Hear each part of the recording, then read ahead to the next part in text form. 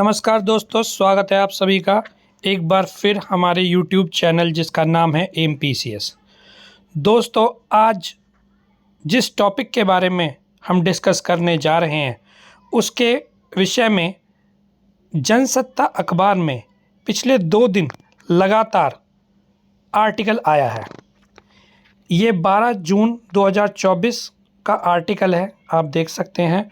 और उससे पहले ये 11 जून 2024 का आर्टिकल है जो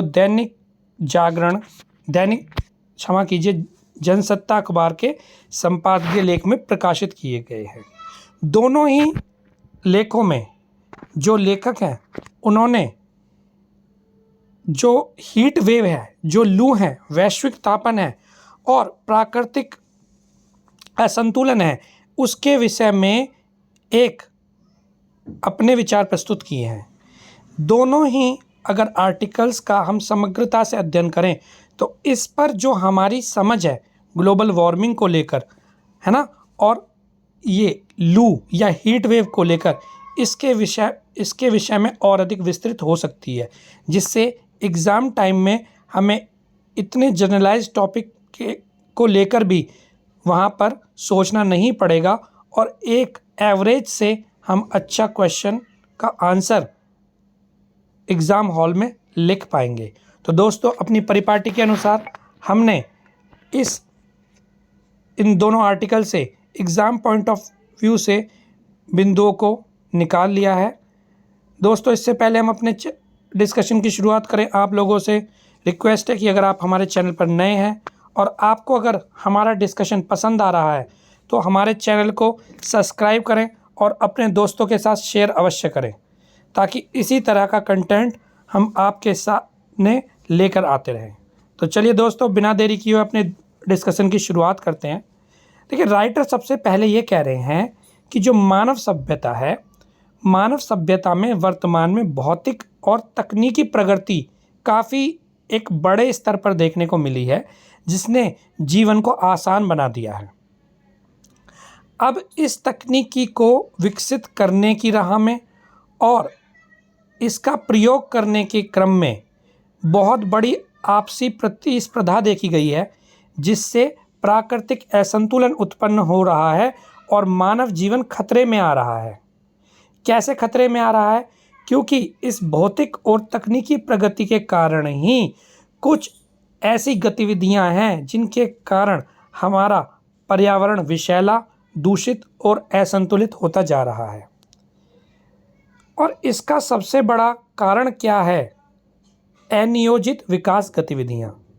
अनियोजित विकास गतिविधियों के कारण ही पर्यावरण प्रदूषित होता है, भूमंडलीय तापन यानी ग्लोबल वार्मिंग में वृद्धि होती है, ग्लेशियर पिघलते हैं, अम्ल वर्षा होती है। अब देखिए, ग्लेशियर पिघलते हैं तो उससे जो पृथ्वी है और उसका पर्यावरण है उसको खतरा होता है, मानव जाति को भी खतरा होता है, क्योंकि इससे कहीं ना कहीं एक तरफ जो मैदानी नदियां हैं वो सूख जाती हैं, वहीं दूसरी तरफ समुद्र का जो जल स्तर है उसमें भी वृद्धि देखने को मिलती है। बहुत सारे जो छोटे छोटे द्वीप हैं उनके जलमग्न होने का खतरा लगातार बढ़ता जा रहा है ना। इसी तरह से औद्योगिकरण के फलस्वरूप जो धुआं होता है कारखानों से निकलने वाला, वो वातावरण में जाकर मिल जाता है। इससे एक तरफ जहां पर्यावरण प्रदूषण में वृद्धि होती है, वहीं दूसरी तरफ अम्लीय वर्षा भी इसी का एक परिणाम होती है, जिससे मानव में विभिन्न प्रकार के त्वचा रोग और जो हमारी सांस्कृतिक विरासत की धरोहर हैं, अर्थात स्थापत्य कला की कुछ महत्वपूर्ण नमूने हैं, उनका भी पतन अथवा उनमें जो एक तरह से उनकी क्वालिटी है वो डिग्रेड होती जा रही है ना। राइटर आगे कह रहे हैं, इसके अलावा विश्व की करीब 1/4 ज़मीन बंजर हो चुकी है और रेगिस्तान में, जिसके कारण वृद्धि हो रही है। अब देखिए, अगर ज़मीन बंजर हो जाएगी तो इसका मतलब जो खाद्य उत्पादन है उस पर नकारात्मक प्रभाव पड़ेगा, कमी आएगी उसमें, और इस तरह से खाद्य असुरक्षा का खतरा बढ़ जाएगा। और विश्व की एक बड़ी आबादी का जो जीवन है वो संकट में आ जाएगा, यानी उसे भुखमरी और गरीबी जैसी समस्याओं का सामना करना पड़ेगा। इससे जहां एक तरफ अपराधों में वृद्धि होगी, वहीं इसी के फलस्वरूप सामाजिक संघर्ष भी देखने को समाज में मिलेगा। अब देखिए और क्या परिणाम है इस अनियोजित विकास के। हिमखंडों का पिघलना, जैसे कि अभी हमने देखा कि इससे बाढ़ों में वृद्धि होती है ना, और समुद्र के जल स्तर में वृद्धि होती है। बहुत सारे द्वीपों के जलमग्न होने का खतरा बढ़ता जा रहा है। जंगल की कटाई भी एक प्रमुख कारण है अनियोजित विकास का, क्योंकि देखिए जंगलों की कटाई क्यों की जाती है? जब औद्योगिकरण के फलस्वरूप शहरीकरण का विस्तार होता है तो अत्यधिक जो रहन सहन की बस्तियां हैं उनके लिए आवासों की ज़रूरत होती है, और आवासों की वृद्धि के क्रम में ही औद्योगिकरण को वृहद स्तर पर स्थापित करने के क्रम में ही जंगलों की कटाई की जाती है। जंगलों की कटाई से जहां एक तरफ ग्रीन हाउस गैसों में वृद्धि होती है, वहीं पर्यावरण प्रदूषण में भी वृद्धि होती है। ओजोन क्षरण जंगलों की कटाई का एक महत्वपूर्ण परिणाम हमें सामने दिखता है। ठीक है, इससे क्या है, इसका महत्व इसलिए भी है, जंगलों का महत्व इसलिए भी है ताकि ओजोन जो समताप मंडल में मानव की रक्षा करती है हानिकारक विकिरण से, उसका संरक्षण किया जा सके। लेकिन जंगलों की कटाई के कारण ओजोन क्षरण में वृद्धि हो रही है, प्रदूषण में वृद्धि हो रही है, ग्रीन हाउस गैसों में वृद्धि हो रही है, और सांस संबंधी बीमारियां भी देखने को मिल रही हैं। भूमि का गलत उपयोग किया जाता है, जिससे कि उपजाऊ भूमि लगातार घटती जा रही है ना। और इन सब के कारण, चाहे वो हिमखंडों का पिघलना हो, जंगलों की कटाई हो, भूमि का गलत प्रयोग हो, इसके कारण क्या है, पर्वतीय पारिस्थितिक तंत्र को भी खतरा बढ़ता जा रहा है। अब देखिए अगर हिमखंड पिघलेंगे तो जो तटीय पारिस्थितिक तंत्र है उसको भी खतरा होगा। अभी हमने देखा कि बहुत सारे द्वीपों का जलमग्न होने का खतरा बढ़ता जा रहा है, नदियां सूखती जा रही हैं। इसी तरह से बहुत सारी प्रजातियां क्या है, विलुप्ति के कगार पर आ जा रही हैं। प्रवाल भित्तियों का विरंजन इसका एक परिणाम है। सागर का जल स्तर बढ़ता जा रहा है और मैदानी जो नदियां हैं वो सूखती जा रही हैं, यह भी हमने अभी देखा। देखिए वैश्वीकरण की जो नव उदारवादी और निजीकरण की जो नीति है ना, उसने ही अनियोजित विकास और पर्यावरणीय संबंधी चुनौतियां प्रस्तुत की हैं, क्योंकि वैश्वीकरण के परिणाम स्वरूप ही शहरीकरण और औद्योगिकरण में वृद्धि हुई है। शहरीकरण और औद्योगिकरण से जनसंख्या के घनत्व में वृद्धि हुई है। इससे मलिन बस्तियों में वृद्धि हुई है। मलिन बस्तियों के परिणाम स्वरूप ही प्रदूषण में और संक्रामक बीमारियों में वृद्धि देखी जा रही है। और औद्योगिकरण के परिणाम स्वरूप ही एक उपभोक्तावादी संस्कृति को बढ़ावा मिलता है। उपभोक्तावादी संस्कृति के कारण ही लोगों में एक अंधी दौड़ लगी हुई है उपभोक्तावादी वस्तुओं को इस्तेमाल करने की। आज गाड़ियों के प्रयोग को, कंक्रीट से बने विशाल घरों को ही सफलता का पैमाना मान लिया गया है, जिसके कारण इनकी जो कंक्रीट के घर होते हैं, इनकी हीट एब्जॉर्बिंग जो पावर होती है, अर्थात ऊष्मा अवशोषण की जो दर होती है, इनकी बहुत ज़्यादा बढ़ती है, जिसके कारण तापमान में जो वृद्धि देखने को मिलती है। और जिसके वैश्वीकरण के परिणाम स्वरूप ही प्राकृतिक संसाधनों का अंधाधुंध दोहन किया जा रहा है। तो ये सारी परिणाम किसके हैं? वैश्वीकरण के, नव उदारवादी और निजीकरण नीतियों के, क्योंकि उससे शहरीकरण, औद्योगिकरण और अनियोजित विकास की गतिविधियों में वृद्धि देखने को मिली है।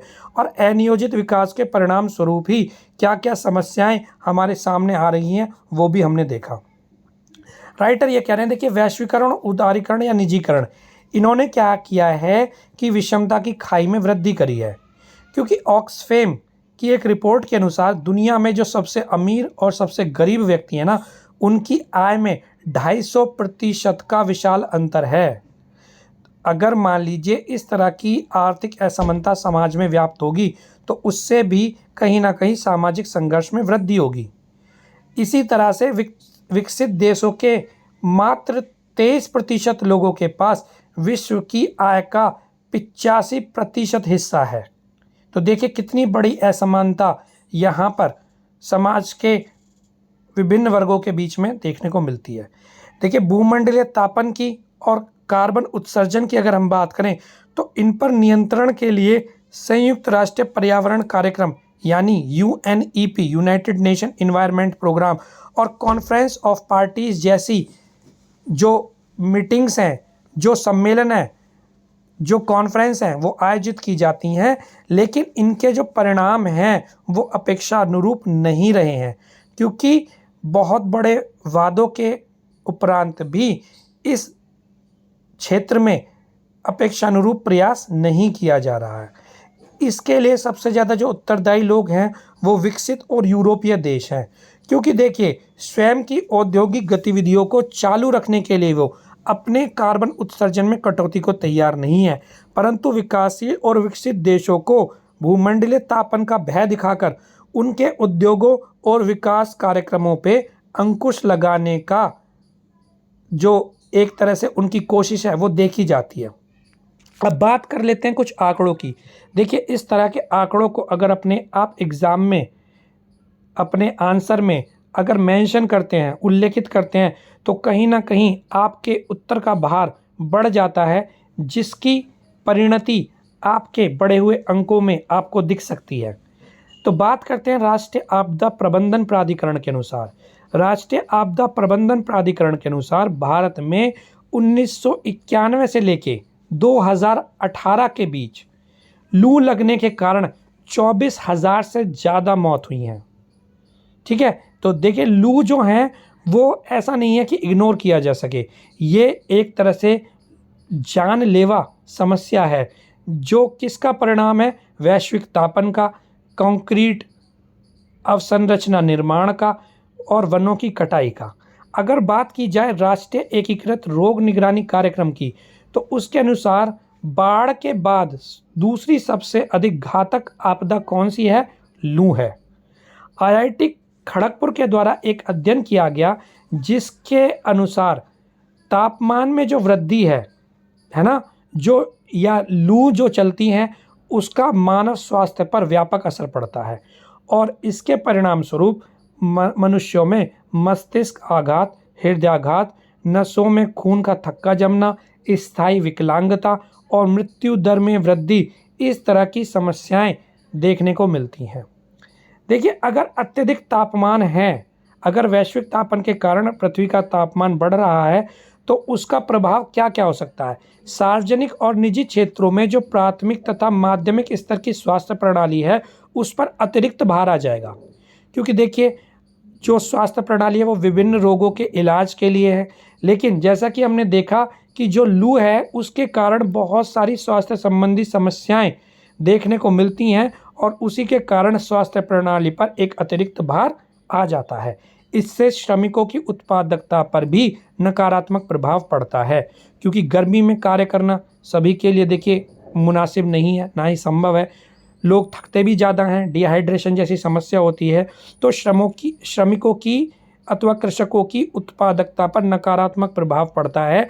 इससे देश की समग्र अर्थव्यवस्था प्रभावित होती है, क्योंकि अगर अंतर्राष्ट्रीय श्रम संगठन की रिपोर्ट की बात करें तो 2030 तक गर्मी के कारण भारत में काम करने के घंटों में 5.8% कमी आने की संभावना है। और इससे होगा क्या, इससे भारतीय अर्थव्यवस्था को 4.2 ट्रिलियन डॉलर की क्षति का अनुमान है।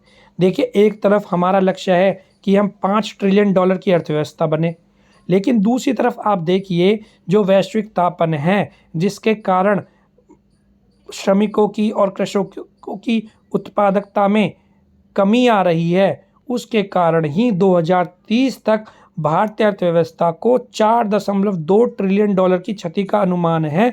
और ऐसा किसके अनुसार है, हवाई बातें नहीं है, ये रिपोर्ट है अंतर्राष्ट्रीय श्रम संगठन की रिपोर्ट के अनुसार ये बताया गया है।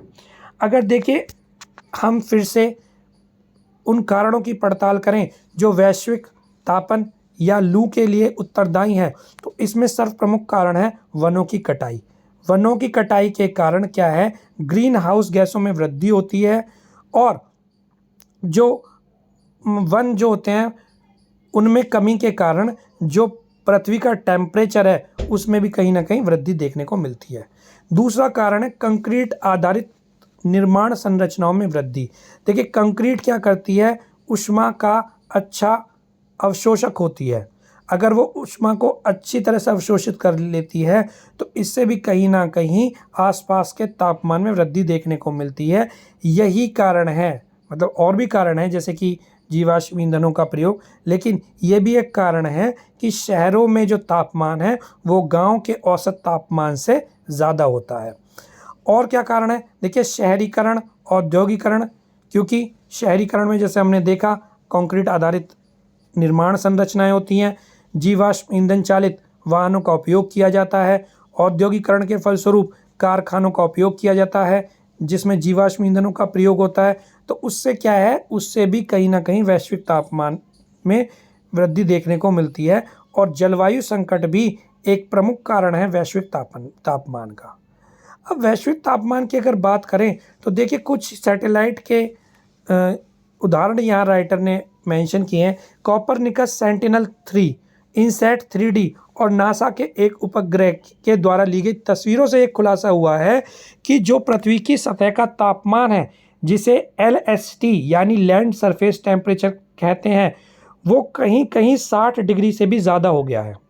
आमतौर पर देखिए जो तापमान नापा जाता है कि भाई दिल्ली का टेम्परेचर इतना है या लखनऊ का इतना है, वो जो तापमान मापा जाता है वो सतह से कुछ फीट ऊंचाई का मापा जाता है। तो इसको लेकर कंफ्यूज नहीं होना है। तो लैंड सरफेस टेम्परेचर जो है वो कहीं ना कहीं 60 डिग्री से भी ज़्यादा पहुंच गया है, ऐसा कॉपरनिकस सेंटिनल-3, इनसैट 3D और नासा के उपग्रह द्वारा ली गई तस्वीरों से खुलासा हुआ है। अब देखिए धरती जो होती है ये सूर्य की किरणों के तापमान को अवशोषित कर ऊष्मा के माध्यम से उत्सर्जन करती है। इससे क्या है कि धरती की सतह और आसपास के तापमान में वृद्धि होती है। ऊंची ऊंची इमारतों वाले इलाके का तापमान अधिक हो जाता है क्योंकि जैसा कि हमने बार बार बताया कि जो कंक्रीट है वो ऊष्मा की अच्छी अवशोषक होती है और ऊंची ऊंची इमारतों वाले इलाके का तापमान जब अधिक होता है तो इसे अर्बन हीट आइलैंड इफेक्ट के नाम से जाना जाता है। तो इस पर भी परीक्षा में अलग से प्रश्न आ सकता है कि अर्बन हीट आइलैंड की संकल्पना बताते हुए इसके कारणों को चिन्हित कीजिए।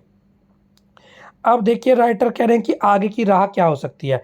राइटर कह रहे हैं कि सबसे पहले प्रत्येक व्यक्ति को पर्यावरण मित्र बनने की आवश्यकता है, यानी पौधारोपण मुहिम इसके लिए चलानी पड़ेगी और प्रत्येक व्यक्ति को जागरूक रहते हुए पर्यावरण में अपना योगदान देने की आवश्यकता है। राइटर कह रहे हैं कि देखिए फिनलैंड जैसे जो देश हैं जिन्होंने लक्ष्य रखा है कि 2035 तक वो स्वयं को कार्बन न्यूट्रल बना लेगा, ऐसे देशों से प्रेरणा लेने की आवश्यकता है और देश के आर्थिक विकास के लक्ष्य को प्राप्त करने के साथ ही धारणीयता पर भी बल होना चाहिए, यानी सतत विकास पर बल देना चाहिए। ठीक है। उसके बाद राइटर कह रहे हैं देखिए ये इस तरह की जो चुनौतियां हैं ये कोई एक देश इन वैश्विक चुनौतियों का सामना करने में तो सक्षम नहीं हो सकता, अतः विश्व के प्रत्येक देश द्वारा बेहतर तालमेल और समन्वय की आवश्यकता है इस विषय में, ताकि ठोस कदम पर्यावरण संरक्षण के प्रति उठाए जाएं और संयुक्त राष्ट्र व्यवस्था जो है उसको भी पर्यावरण उन्मुख बनाने की आवश्यकता है। तो दोस्तों यहाँ हमने वैश्विक तापन और अन्य जो पर्यावरण असंतुलन से संबंधित आपदा और परिणाम है उनको डिस्कस किया है। कुछ डेटा को भी यहाँ पर मेंशन किया गया है, कुछ रिपोर्ट का यहाँ पर हवाला दिया गया है। आप लोगों को ये सलाह है कि आप इन रिपोर्ट्स को पॉइंट वाइज कहीं ना कहीं नोट कर लें और मुख्य परीक्षा में मांग के अनुसार इन रिपोर्ट का हवाला देते हुए अपने उत्तर को सुदृढ़ बनाएं, ताकि एवरेज विद्यार्थी के से आपको अधिक मार्क्स प्राप्त हो सके। तो दोस्तों आपको हमारा डिस्कशन कैसा लगा, आपकी प्रतिक्रिया का हमें बेहद बेसब्री से इंतज़ार रहेगा। पुनः आप लोगों से रिक्वेस्ट है, अगर आप चाहते हैं कि यह जो हमारी पहल है ये अनवरत रूप से चलती रहे, तो आप लोगों से रिक्वेस्ट है कि अपनी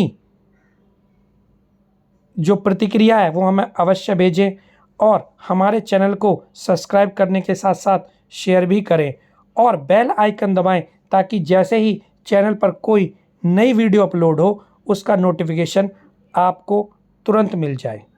तो दोस्तों, जीएस पेपर 3 के लिहाज से जो हमारी प्लेलिस्ट है वो बहुत ज़्यादा इम्पॉर्टेंट हो चुकी है, क्योंकि इसमें हमने उन्हीं टॉपिक का डिस्कशन किया है जो परीक्षा के लिहाज से अत्यंत ज्वलनशील मुद्दे हैं।